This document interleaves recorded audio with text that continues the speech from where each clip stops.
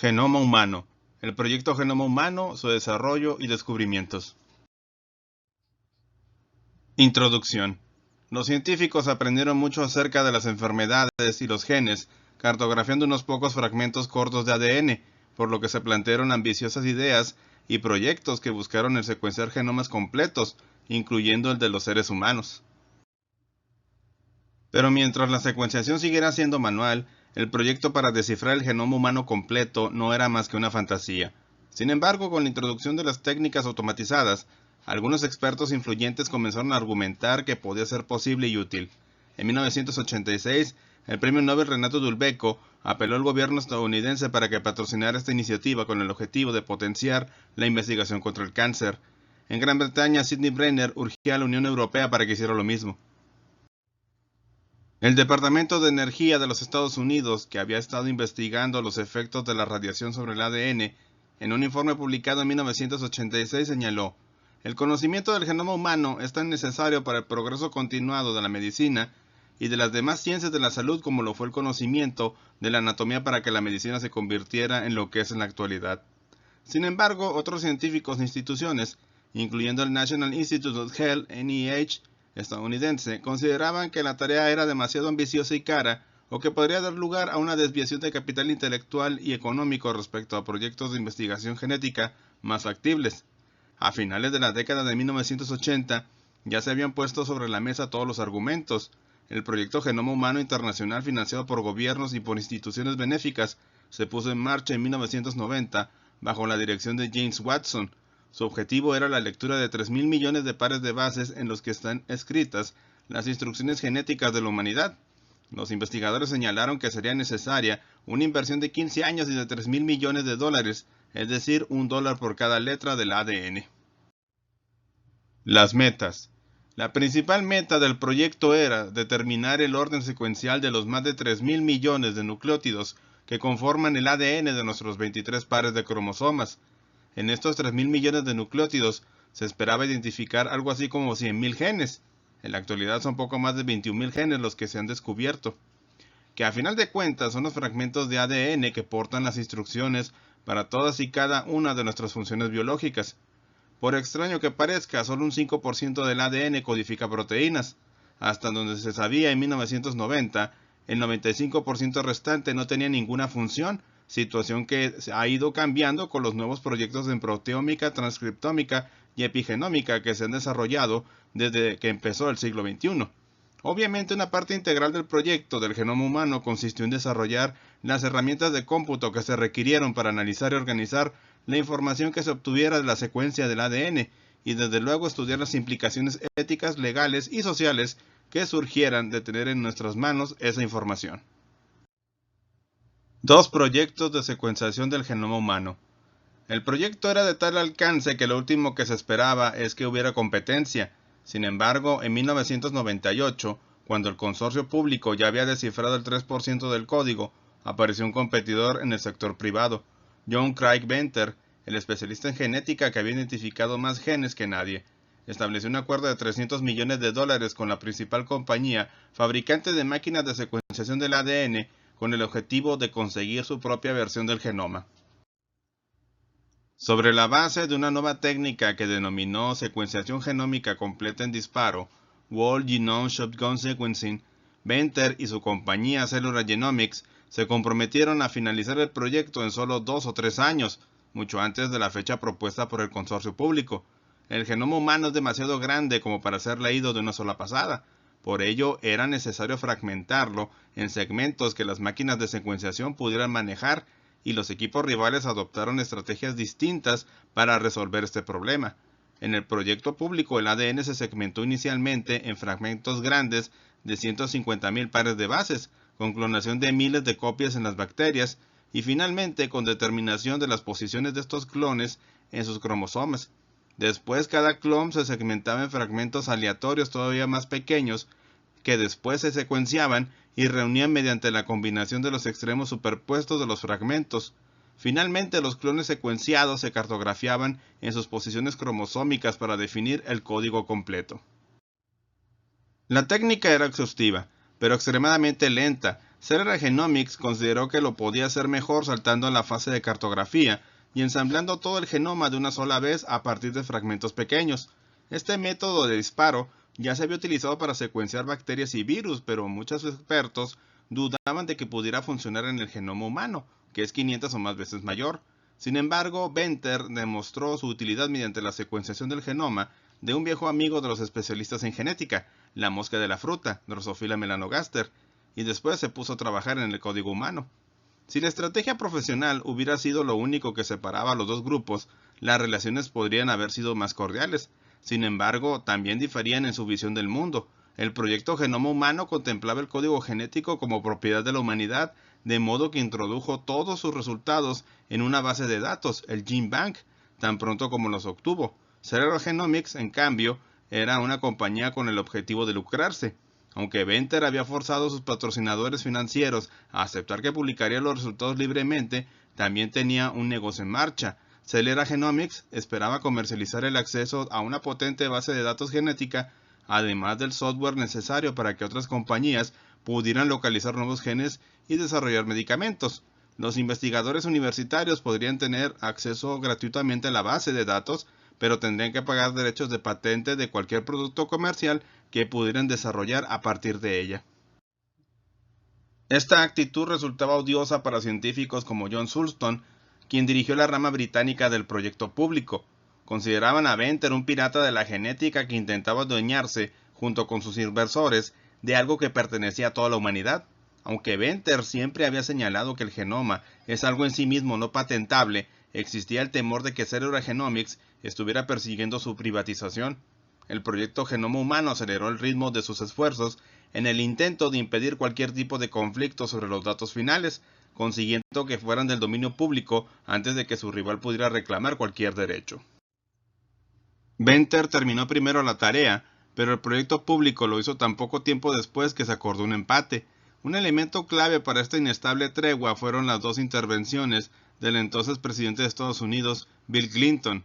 En abril de 2000 anunció que consideraba que el genoma debía ser de propiedad pública, y esta declaración hizo que el valor de las acciones de las compañías de biotecnología, incluyendo las de Celera Genomics, cayera en picado. Desconcertado con esta consecuencia no pretendida, Clinton intentó después enmendarla aproximando a las dos partes en conflicto. Negoció un anuncio conjunto en la Casa Blanca relativo al fin del proyecto y él mismo se mantuvo en un terreno neutral desde el cual reconoció formalmente la contribución de Venter. En el evento estuvo acompañado de Francis Collins, director del proyecto público que realizaba el ENH. Celera Genomics mantuvo su palabra y sus declaraciones, y su base de datos de valor añadido demostró tener tanta utilidad que la mayor parte de las instituciones científicas públicas y las compañías farmacéuticas se suscribieron para su uso. Sin embargo, el cambio de velocidad impreso al proyecto público evitó cualquier posibilidad de que el genoma pudiera ser patentado. En 2004, después de una serie de problemas con sus inversores, Venter dimitió como presidente de Celera Genomics e incluso su genoma fue añadido al GenBank sin ningún tipo de restricción de acceso.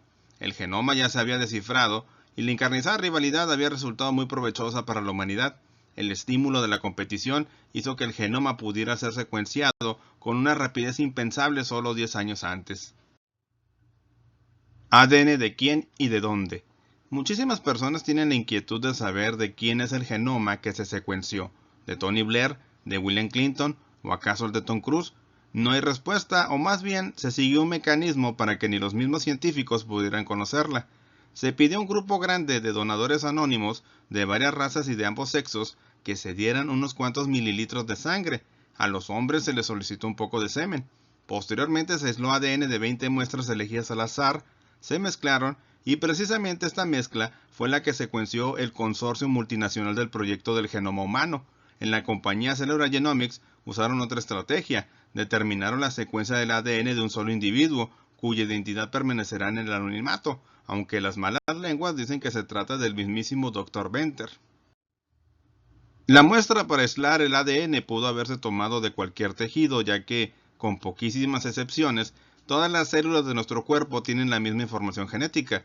Se eligió semen por dos razones. Primero y definitivamente la toma de la muestra está lejos de ser dolorosa, y segundo, Los espermatozoides contenidos en el semen contienen solo 23 cromosomas, en comparación con los demás tipos de células que tienen por duplicado cada uno de los 23 cromosomas. Las mujeres donaron sangre porque de este tejido es muy fácil aislar ADN.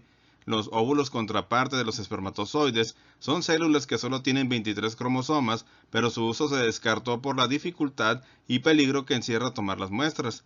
Cada especie animal o vegetal tiene un número de cromosomas que lo caracteriza. Por ejemplo, el perro tiene 40 cromosomas, el chimpancé 44 y la mosca de la fruta 4.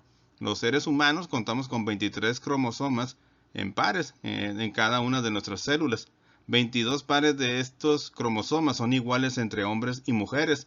Sin embargo, los hombres cuentan además con un cromosoma X y otro Y. Las mujeres, en contraste, cuentan con 2 del tipo X. Los 46 cromosomas de cada una de nuestras células se encuentran cuidadosamente empacados en un minúsculo organelo celular que se llama núcleo. Cada uno de nuestros cromosomas se compone químicamente de una larguísima molécula de ADN y de proteínas que se asocian de una manera muy estrecha. La molécula de ADN es la que contiene la información genética codificada. Las proteínas protegen al ADN y ayudan a que se interpreten los tiempos y los modos adecuados. Lecciones del genoma.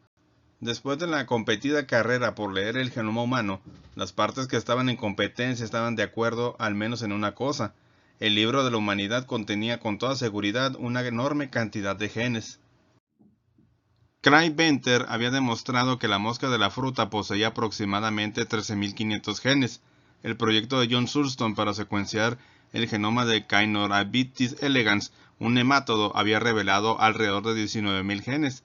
En aquel entonces se consideraba que la vida humana era tan compleja que para escribir las instrucciones del genoma humano eran necesarios unos 100.000, e incluso una compañía de biotecnología señalaba haber caracterizado 300.000 genes humanos. La publicación de los primeros 2 borradores de la secuencia genómica en 2001 constituyó una gran sorpresa en este sentido.